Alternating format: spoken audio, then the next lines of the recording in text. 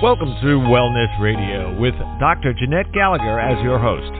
Her show discusses topics of health, wellness, and spirituality, and is about discovering your place in this great universe, from your cells to the cosmos. Along with her guest, in casual conversation, she strives to ask the difficult questions that may be holding you back from a vibrant life, and shares new ideas that may inspire you to make a change in your life that you only can see in your dreams. And now, here is Dr. Jeanette-Gallagher. Good evening, everyone, and welcome to Wellness Radio. This is Dr. Jeanette-Gallagher, and it's a pleasure to have you with us here this evening. Tonight we are going to be talking about how our lives are evolving. Are you a way shower, a light bearer, perhaps a seeker, or maybe a spiritual guide? And that is what we are calling on this show today, and we have over the past decade, is those of us who have had experiences, be it violence, abuse, horrific childhoods, and very, very dangerous choices in our life. Yet we have gone through them, we have learned from them, we have healed from them, and now we are inspiring others. Today, my guest is Rebeccah Silence. Her book is Coming Back to Life, a roadmap to healing from pain to create the life you want. What Rebeccah and I will be sharing today is exactly how a way shower's life unfolds through awareness with expanded consciousness and where we are today. And then what we are here to do today on this show is to inspire others with our words, our actions, and our thoughts and tips on how you, too, can now begin your own evolutionary process. Everybody is truly in your own mean and time. Everybody is going and expanding at your own rate and pace. And this is not a ladder like if you remember in the 50s and 60s, the ladder to success was straight up, take no prisoners. This has nothing to do with that. Your evolutionary process is about the web of life, how you expand, how you connect, how you release, how you regenerate, and how you help and support the universe around us. Rebeccah, thank you so much for joining us today. It's a pleasure to have you with us to share about your new book.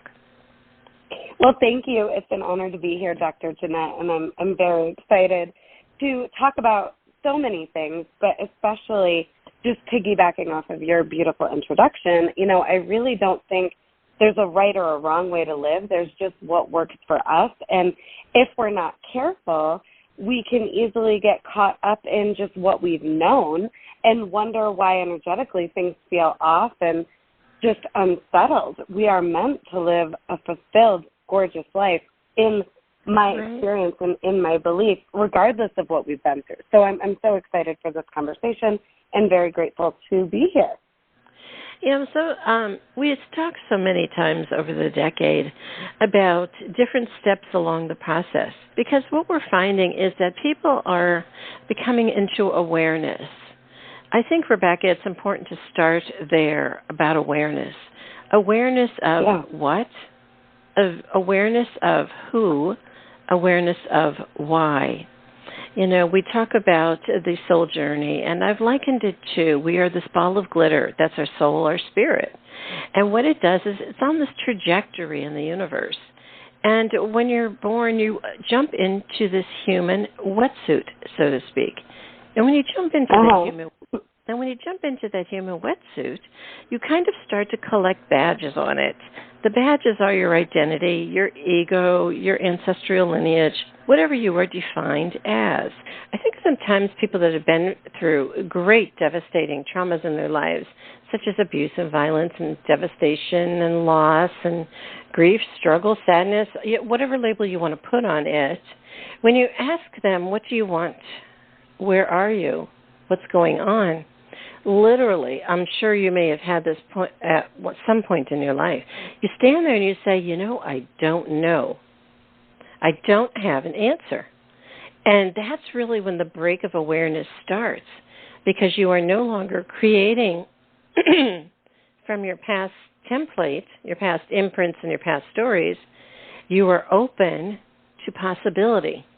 Do you think that scares some people sometimes, and that's why they are staying in that little kind of like percussion kind of spot that feels good? Yeah, I think that we have two choices, and until we're aware that we have the choice to either live in spite of our past and our pain, or to learn how to essentially use the trauma to your advantage and decide what you want your life to feel like and look like now and who you want to be now.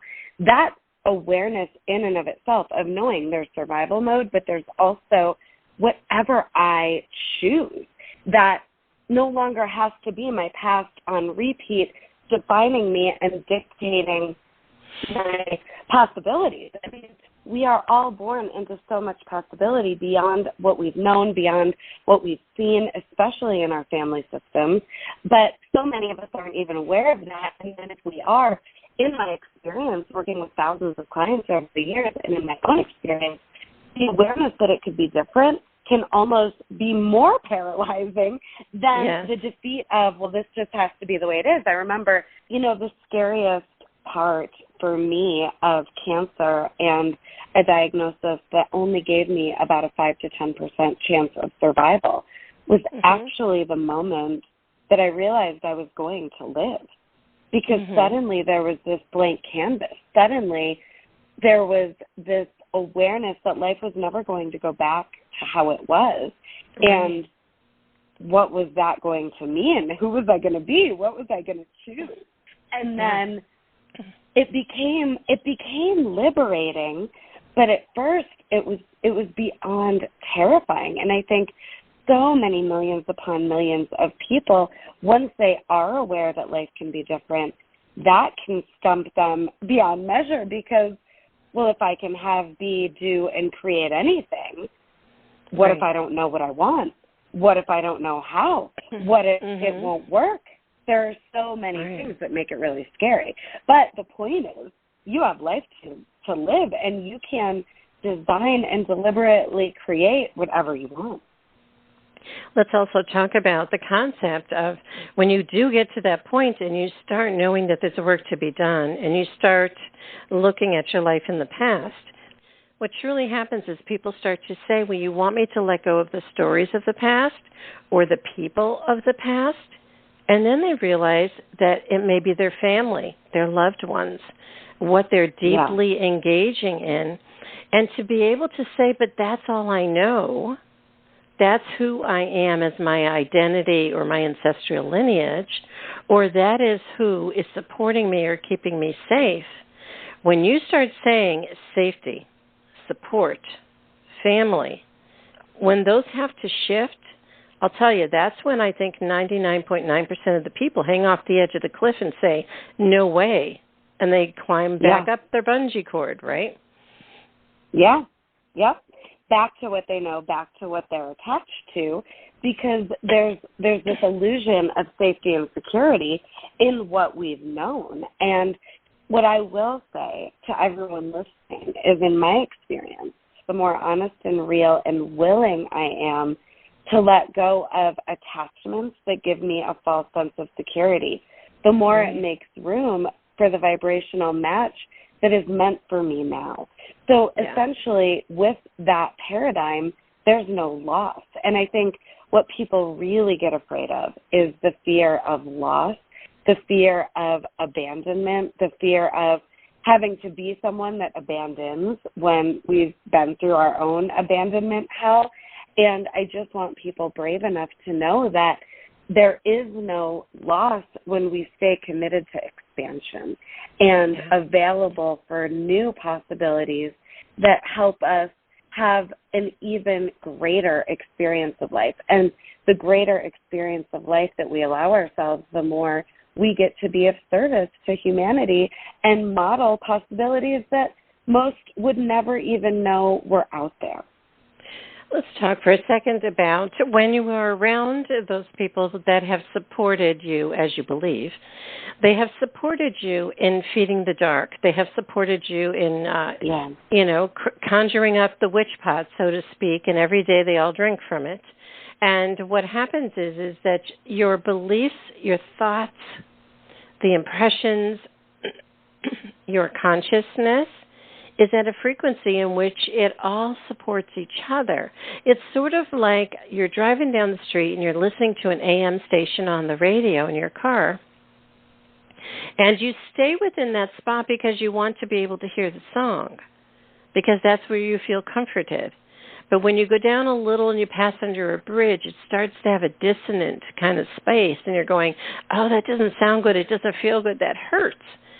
But if you get to the other side of the bridge and maybe into the next city, you then be able to hear something different, a different song, a different station you might not have noticed before. And I think that's very important, because it's truly a metaphor for what you're talking about in your roadmap to healing, because you will feel that dissonance. And that dissonance is prickly, it's horrible sometimes, it's dangerous, it's breaking, it's wailing, it's pining, it's being cast out on the street, it's being thrown down a pathway, it's being stand there and almost feeling as if you're losing your mind, and it, just as you shared in your book, you're losing your body. And when you get to that dissonance, the idea is, can you sit within that dissonance long enough to say, done, and then move to the other side of the bridge to a new station? Yeah. The way I describe it is when your survival personality starts to die, that personality that you created to survive your childhood, it can feel like you're going to die. And to me, that's the pivotal fork in the road moment. Are you going to allow yourself to surrender into a trust fall, letting the person that you thought you were and had to be go to make room for who your soul is dying to be in this lifetime? Or are you going to stay adapting down, living in a way that has you likely wanting to crawl out of your own skin?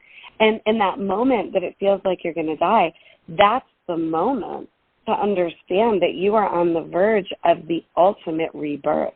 And who you've been, it's not who you have to be or even who you genuinely are. But so often we get brainwashed into thinking if we're not who we think we need to be in order to receive love, then what's the point of life? But if we're not loving and honoring and respecting and listening to ourselves and our own inner healer and divine guidance, what kind of a life is that? So don't be afraid that it's going to kill you to let survival go. I think the trauma conversation is so often disempowering. And my work and my message is that we can use trauma to our advantage. We can heal through survival so that life can become the ultimate playground where dissonance is just a wake-up call and a message that, oh, got out of alignment, time to course correct, breathe and align. Right. But also, too, Rebecca, the idea is that if we can come to terms with the idea of the word death, the idea of the concept of human, the idea of the concept of I am, also ego, and also identity, then when I think that's the basket of words that's truly about, are you on a human journey or a spiritual journey, and how are you evolving? Those questions right there are truly what will shake you to your timbers. I know for myself, I've had so many near-death experiences. I've had many times where I've really hit the wall, gone over the edge, and then just had to find my way back.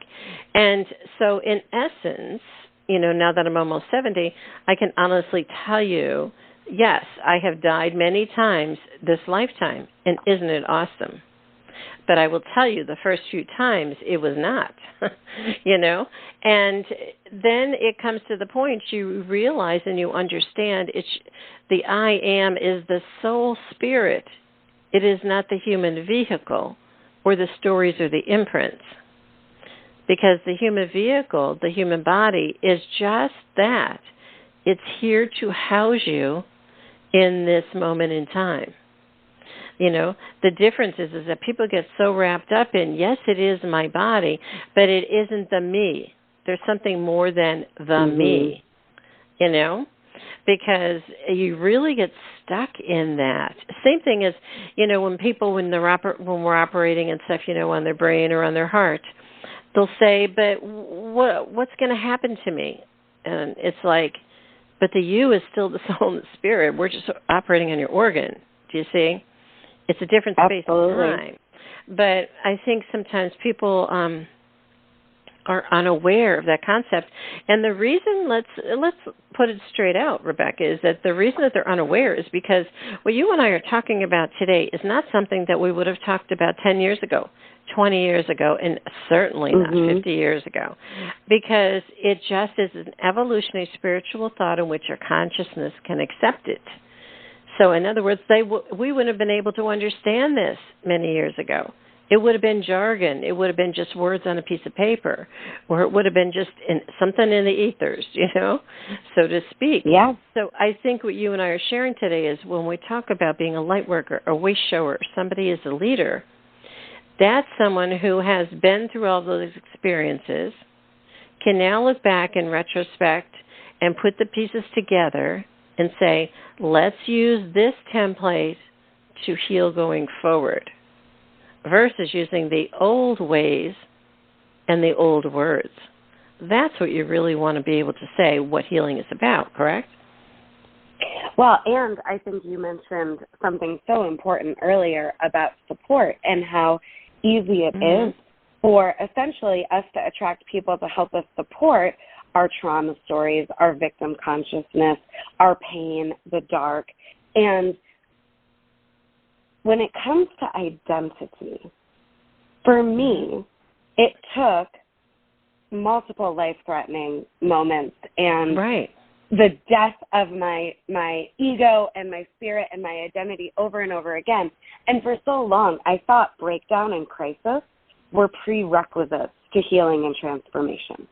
And I am telling you that after cancer, my paradigm is completely different today. I wish for everyone listening that there not need to be a breakdown or a crisis to give you permission to reinvent yourself, to give you permission to feel safe enough in looking at what's really in front of you. Let's look and see and gather information so that we can powerfully choose, and that includes who are we surrounding ourselves with? What type of support is actually feeding our life in growing or in becoming less of a life. And identity, when it's results-driven and when it is based in the attachments of what we think we need to survive, it definitely becomes unnecessarily disempowering. And for me, thinking I'm a mom, I'm a business owner, I'm sexy, I'm this, I'm that, the results-driven identity, it's dangerous because when spiritually life shakes you up or shakes us all up as a collective, the results are sometimes inaccessible, and then who are we, right? But if we identify as a way shower, if we identify as the generational healer in the family, if we identify as stronger than our pain, the dark, our trauma, that suddenly gives us access to more possibility and more life. And not very many people are choosing to follow the awareness that would lead them to these new possibilities that are hidden in plain sight. Right. But don't you think, in essence, that's sort of like encouraging someone to start eating greens when they've never done it their entire lifetime and no way they're going to do it? You know what I mean? So the idea is that there's a lot of potential out there in life. It just depends upon also your soul journey and where you are and what you're willing to be open to. Openness and opening that door, I think, is so scary for so many people. It's like this hurricane comes in, it just blows everything away, you know. And I mean, I can remember when we had Hurricane Katrina, you know, and we stayed for it. It was like everything's gone, and you're standing there with your, you know, with your wallet in your hand. What do you do now? You know. So the idea is, how can you be willing to say there's something different? I think sometimes people are seeking out to say, what does that look like, or how can it feel if I've never had that experience before? That's what we're saying. But in essence, what we're saying is we've had many experiences in lifetime. This is just another one. And then that eases some fear. And then we say, oh, okay, well, then I can just open the door and see what's on the other side. And I still have a body. I can still touch and feel it. So maybe my body will support me going through, you know. So sometimes the idea of, is everything going to be taken away from you right down to your breath? And for some, it does. For many, it won't. But it will be something that will shake you right to your core. And that's what we want. We want to get rid of all that stuff, right? Well, I love the Course in Miracles lesson that nothing real can be threatened and nothing unreal exists. And that was so comforting to me when I was sick and being told I was dying and it was time to plan my will. And I want people to understand there's nothing that you should be doing. There's what works for you and what doesn't. And even just that, I think, can be comforting and empowering. And if what you need is to just start by deciding that you will no longer pursue anything that doesn't feel right or good or aligned. And even if all you know is what you don't want, that's really powerful information. I look at it as information gathering, and there's no right or wrong answer. There's just what works, what's aligned, and what's not. And we all need to start trialing and erroring our way into the discovery process of what doesn't work. And then what would work instead? I quit chemotherapy in the middle of cancer against medical advice. I would never advise that for anybody else. But my guidance was telling me, you know what? This isn't right. This is killing you. You will be dead. And I quit the chemotherapy. And I needed the information about what was a no before I could follow my yes. And so hopefully that helps some of you out there just calm down and take the pressure off. You don't need to know what that utopian decision is in this moment, but just don't choose the path that you know is the wrong one. Let yourself start there. Yeah, I think sometimes we say, but I have kids, I have a family. And a lot of times this path can really shake that. But yet when you turn around and you do the healing work, you will find that some of the family members will just go away. Others will still sit there and provoke you, you know, and some might join you along the journey. I know that sometimes we have to say, I thank you for, you know, being in my family members, you know, for being in my life, and it's time for me now to take care of myself. And when others can't understand that, it is time to walk away, but it's going to be okay. I think the decided factor, too, Rebecca, is that we learn about self versus ownership. Am I owned by my job? I have to do certain things. Am I owned by my family? I have to appear as such. Am I owned by my husband? I have to follow all the paths and all of the different things that are there. And once that ownership of that giving off of your power stops and you no longer do that, well, you have to expect all that outside stuff to still be screaming and complaining because they've been surviving on sucking the life out of you. So when you stop that process and you start finding the life inside of you and start nurturing that, that's a whole other ballgame. But that's where we want to be, right? Absolutely. Well, absolutely. And I think that the only way to know what relationships are strong enough to reinvent with you is to be brave enough to give people the opportunity to grow with you. So often we make assumptions and we push people away and we're trying to protect ourselves. But in my experience, the more I'm honest about who I am, what I want, what I need, how I feel, where my life is going, the more people have actually grown with me, and then the ones that it's just obvious this is not in alignment anymore, those relationships don't have to end in a breakdown or in a big drama. It can be a respectful, graceful, I wish you well, thank you for being in my life. We're obviously on separate paths. I've had those conversations many times with people. It doesn't make it less painful necessarily, but right. I always say the only thing you have to lose is you.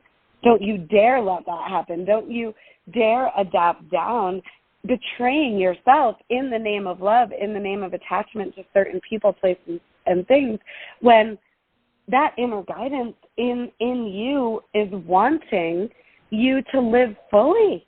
Let's live fully and see what happens. Let's take the risk.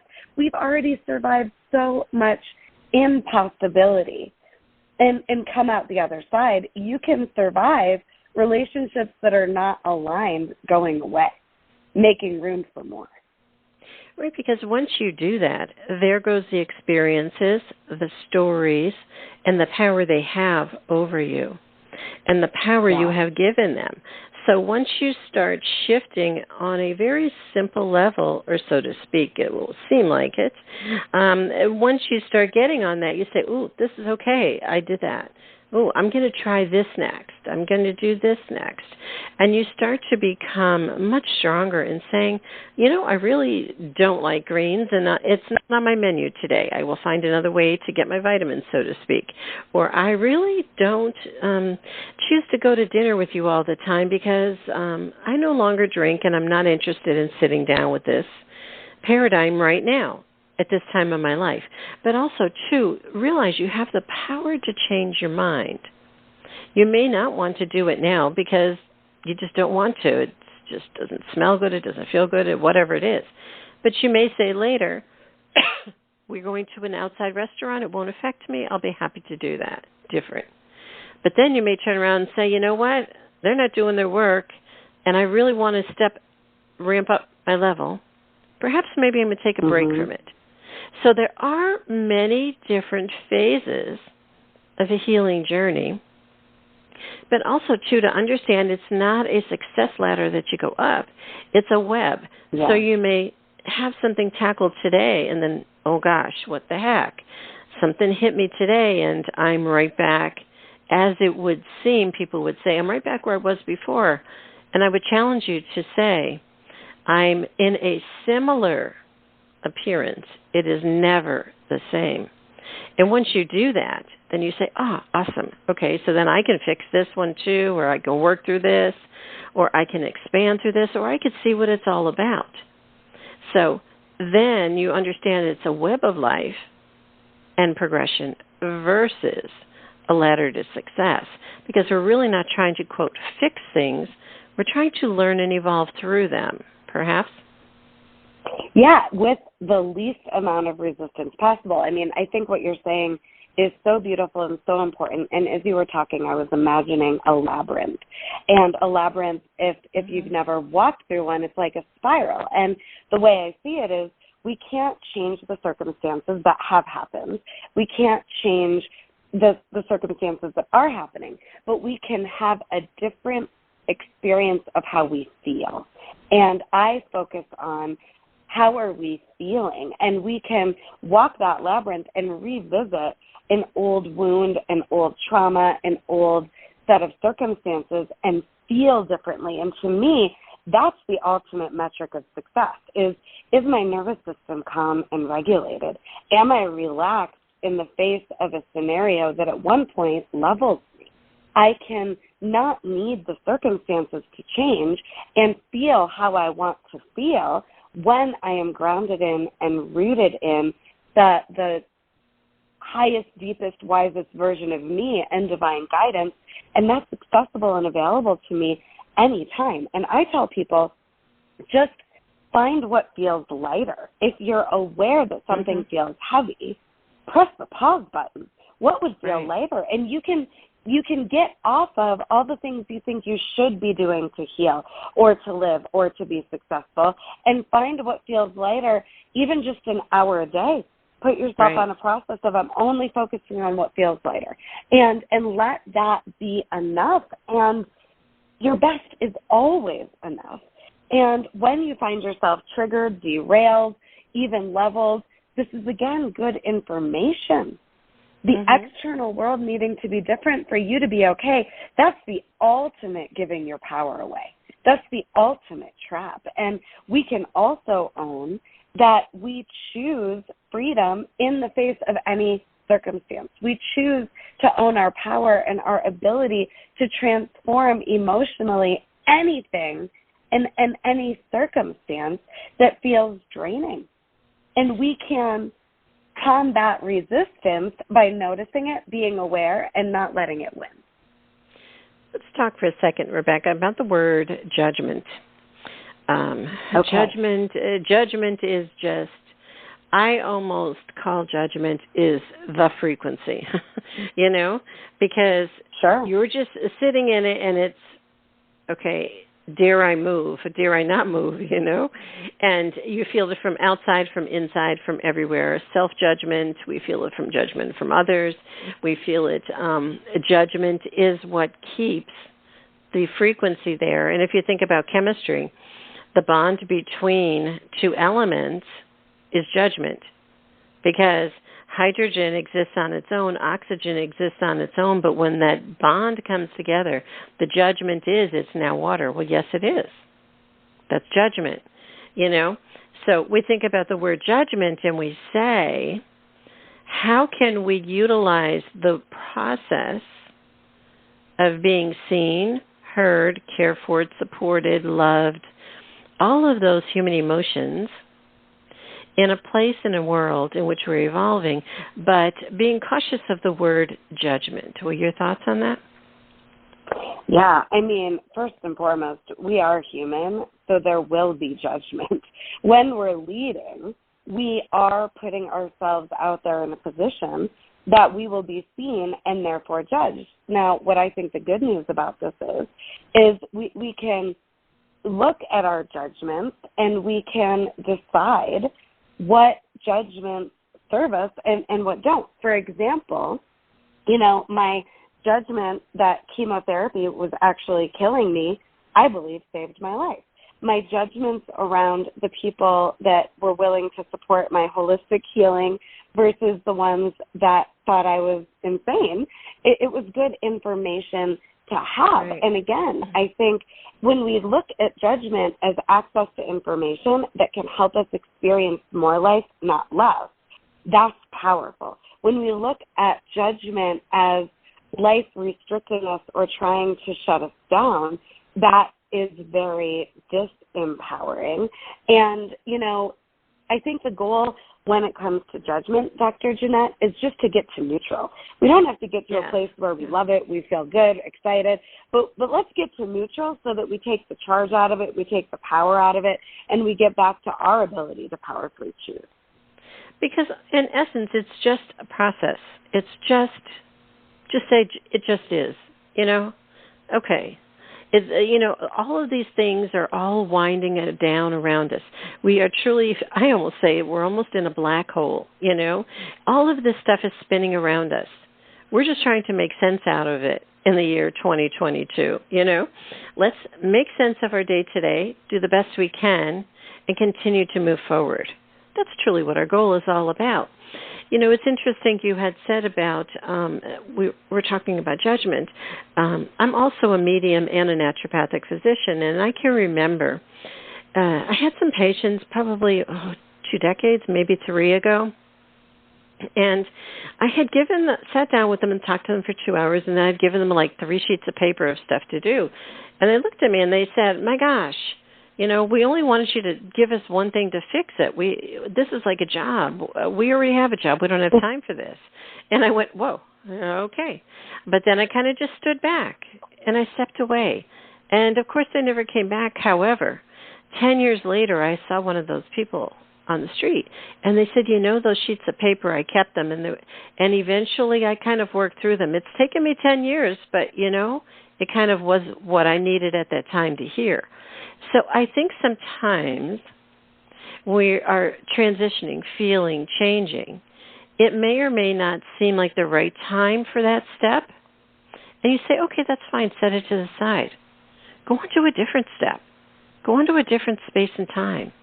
Find a different therapy person. Find a different doctor. Find a different person to engage with. And then you will have the sense of what your intuition, which is your inner knowing, is trying to say. I think we totally invalidate the inner knowing because it's been squashed down so much. We are using the voices in our head and our mind instead of hearing from the voices of our soul and our spirit. So two different things. And when you can decide what does it feel like to hear a conversation from that side and from the other side, then you start gravitating toward what feels better versus what's always taking you down that path. Sort of like, am I always going to go, with my high heels and walk the streets? I don't know. Maybe I'm not. Maybe I'm deciding, well, maybe, you know what, I think I'm going to stay home and work on myself today. I'm going to stay home and take care of myself. Or I'm going to learn a little bit more about respecting myself, respecting my body. A lot of times people will say, but I don't know how. The answer is you can only sit in silence to start hearing. Yeah. Do you think that Absolutely. hearing that voice is so essential to this whole path? It's critical, Dr. Jeanette, and my book really is about connecting to your own inner healer and to you, who you really are. And I think so often, I just had a gentleman I was coaching, he's in his 60s, and all he can hear is his mother's voice in his head to this day. He doesn't even have access to his own voice before that session with me. And it is about getting quiet, but it's also about feeling your way through your emotions. When we have all of these stuck and clogged up, funky emotions buried in our body, it makes it so much more difficult to hear ourselves and to listen. And our body gives us access to who we really are and the guidance. But so often people are clogged up emotionally and afraid that if they start to feel these emotions, it will kill them. If they start to cry, they will never start crying. But it opens up the floodgates to essentially remove the emotional infections so that you can be a clear space. There's no new possibility without clarity. And when we are emotionally unclear, it makes it so much more difficult to hear. But also, too, what you just described is how many people of elder age are looking at and reflecting back on their childhood. They were told, don't talk, don't be seen, don't be heard, don't show up, you don't exist. I remember people, they would have, when the cameras first came out and you'd get a picture, they would take a knife and cut out their face out of the picture. Or I knew people that would, they would sit there and they would say, you don't exist, Or I even can think back on my own in the past. I would go to church with my aunt and she would say, here you sit in the back, and she would prance herself up to the front, But I wasn't good enough to be able to walk to the front with her. So I think there's a lot of ideas that we've had in our past, and just as you shared about your client not being able to hear, well, it's because that is all the knowing that there is. And and many times, I can remember, I'm going to kill you if you open your mouth. I'm going to, and people have used words that may or may not have had oomph behind it, but we certainly knew violence in the family. So when someone says, I'm going to kill you if you open up your mouth, well, it was going to happen. You know what I mean? And I think that comes from a lot of evolutionary, through the generations, sharing stories. If you sit down with your grandparents or your parents right now, you'll hear these same stories. He came after me with his belt because I did this, that, or the other. Well, how the heck are you supposed to grow and be a person if it's all you had? And honestly, Rebecca, if we look back at the generations, people that grew up in the 30s and 40s, that was the norm. It was not the exception. Right. That was the norm. So I think when we cast judgment on how we got where we are today, we can't be hiding in shame and guilt and say it was only me and we have to hide. We can say that was the norm and ask others, wow, how did your parents grow up? Did you have these stories too? And that's what starts to set us free. do you think? Absolutely. I mean, you can't break the mold when you are trying to fit into the mold. And so many of us learned the only way to survive and to receive love is to fit into our family of origins mold. And then we wonder why we're crawling out of our own skin. And we're in a time in history where collectively we all just experienced trauma with a global pandemic and global war, and we're not alone. And do we want to be normal and chameleons trying to fit in, betraying ourselves in the name of love and acceptance, or do we want a life that feels free and inspired and a life that's healed?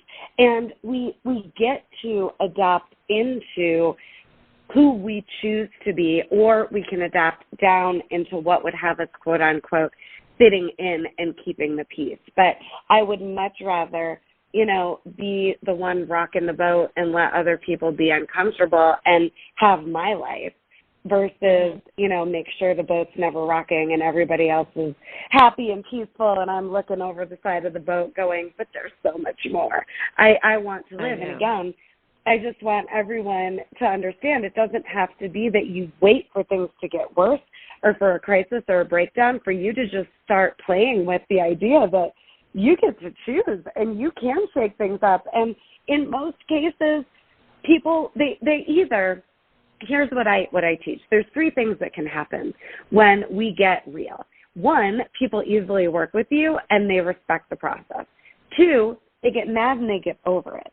And that's what I see happens the majority of the time. They're having a human reaction and they need to catch up. It's like when a couple gets divorced, the kids need a minute to catch up. The couple's known this was happening. The kids just got the memo, right? That's what happens with our friends, family, community, coworkers. They need a second to catch up sometimes, but most of the time they do. Or they go away. And to me, someone that goes away or leaves your life, they were always looking for a reason, so I'd rather know sooner rather than later so that I can have the support around me that's genuine. Right. In closing, Rebeccah, can we also say that we are not immune at any stage in our life, healed, unhealed, awakened, unawakened, whatever, from the human experience? Because I think sometimes people will say, well, why did this happen to me? I thought I was in a better place, and now look at what's happening to me. And you go, awesome. I'm so excited it's happened, because now this is another experience to help you navigate your soul. Yet people will say, oh, but why did I have to have this pain again? Why do I have to have this struggle again? And I think that takes me back to what I said before, is that nothing is ever the same. It might appear as similar, but it is not the same. So, sometimes with cancer, people will get it a few different times. And we can say that that's my human experience for now in this lifetime. And I'm going to walk through it each time in a different way and look at the little pearls that I learned each time. However, I think it's so vitally important to stress, when you are in the midst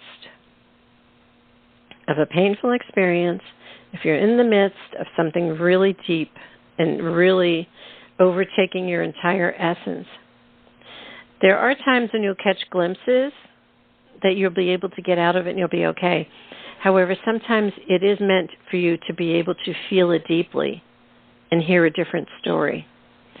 Sometimes people will say, but I thought I was better than this, and they tried to skip it or bypass it. And in essence, that's not the purpose of the experience. So in essence, we are not immune from any human experience, right? Amen. And, I had someone last year at one of my checkups for, cancer prevention saying to me, you're so young, so why did you get cancer? And I looked at her and I said, that's such a terrible question. I have no idea. There's no answer for that, right? Like, the world has cancer. I mean, why not? Why not me? Cancer happens. But the thing about it is, whatever your circumstance, it doesn't define you. It's not your fault. And you can be the version of yourself that you want to be that you love, respect, and admire in the face of any circumstance. Right. I promise you, you do not need your circumstances to change, and then you can be okay.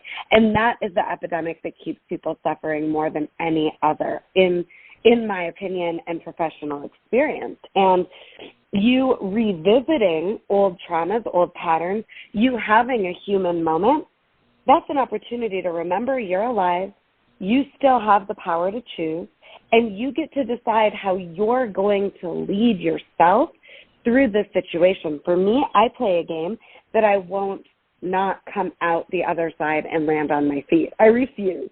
I am unwilling to not come out the other side and land on my feet or die trying. And I will not give my power away unnecessarily ever. I will never, consciously choose to give my power away. There are moments that I find myself human and I gave my power away and now it's time to take it back. And how do you do that? You use your voice. You take the next right action for you, regardless of how other people might respond or perceive you, and you let your life be yours, because it is. And you've got a comeback story in you, and you still have life to live.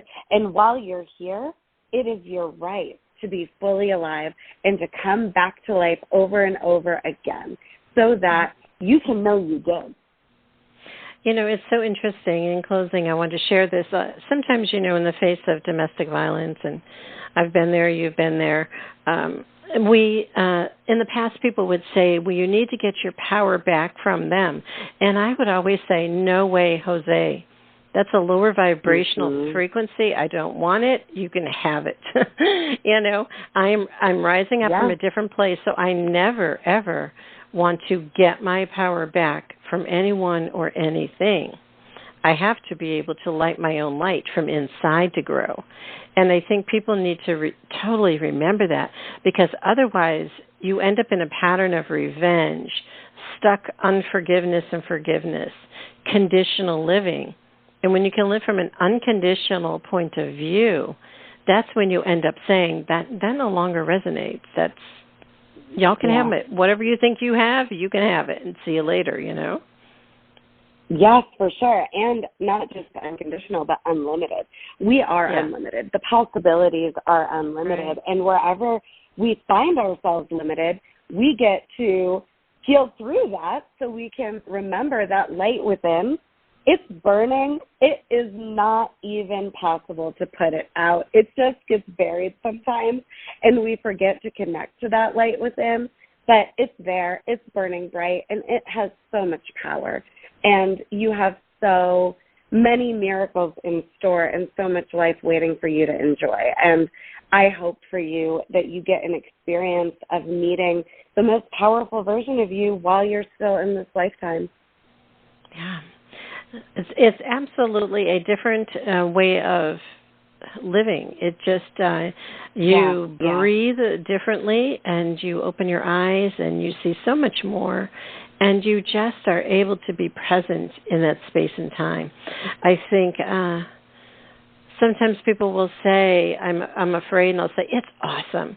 Let's walk this journey of fear and see what it tells us, Many times people will come to me and they'll say, oh my gosh, I have this devastating disease, and you're the last person that can help me. And I'll say, oh, awesome. They're like, what?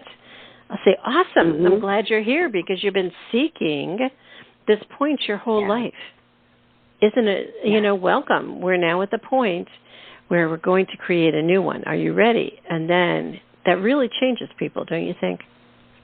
Oh, yeah, for sure. The right support is, it's beyond life-changing, and it's so important. And find the support that resonates with you, please. You are not having to heal yourself or go through this dark back into the light by yourself. Yeah, absolutely. Well, Rebeccah, it was a pleasure to have you. Can you share with the listeners how to find out more information about your work? Yes, thank you so much, Dr. Jeanette, for this conversation. Thank you all for being here with us. You can visit RebeccahSilence.com for all of the Rebeccah Silence work that's out there. I've got a free Trigger Trauma Release Method Masterclass available immediately that you can go and sign up for. There are other courses.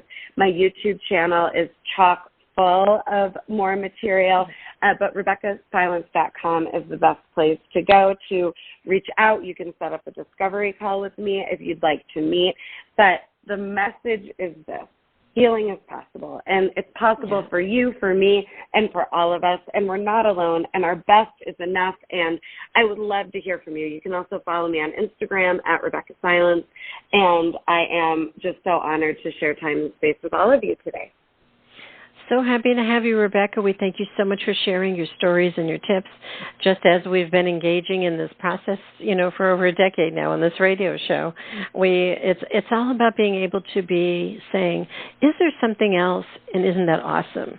I think the word awesome, I've been using that, for a very long time. And I think to just enjoy each breath we have. And we thank you for sharing the journey with us today. Thank you so much. If you'd like to find out more information about Rebeccah Silence, again, her book is Coming Back to Life, A Roadmap to Healing from Pain to Create the Life You Want. Please do click on the link on the bottom of today's show page to go directly to her website for more information and find out all about her work. And it is definitely a challenging place. We'll use that word lightly, sometimes for many. However, the answer is fantastic. You've now stood up. You've raised your hand and you said, next, I want to be next. I want to be able to let go of all this baggage and let everything go. And isn't it awesome? Sometimes we have to just sit down and clean out our closets, clean out our drawers, perhaps clean out our gut, maybe clean out our mind. And isn't that such a free-flowing place to be? That's the only way to dance in the ethers. And isn't it a wonderful journey? Thank you so much for joining us today. This is Dr. Jeanette-Gallagher, and until tomorrow, have a great day. Today we discussed many life-changing concepts. Who do you turn to, and how do you know what is best when faced with a health crisis?